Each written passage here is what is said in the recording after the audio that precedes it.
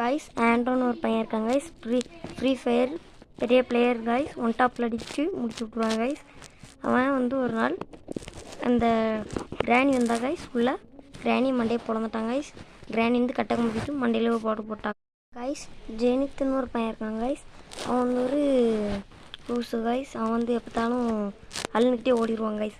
அவன் ஒரு லூஸ் மாதிரி கோமாளி கிழங்க பண்ணுவாங்க guys. அவன் பேர் மொட்டை வட்ட பேர் என்னன்னு கேட்டுருங்க. பாய்.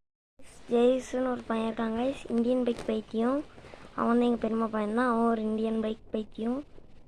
அதனால அவன் இந்தியன் பைக்கும் பிடிப்பான். சாவான் guys. ஜெய்ஸை பாருங்களேன், இந்தியன் பைக்கு பைத்தியக்காரன் ஆகிட்டான். அதனால் அவன் வந்து பெரிய பிளேயரான், மேலேருந்து குதி போனான், சாவானான். இதான் அவன் வேலையான். என்னன்னு கேளுங்க guys. இவனை பாய் see you.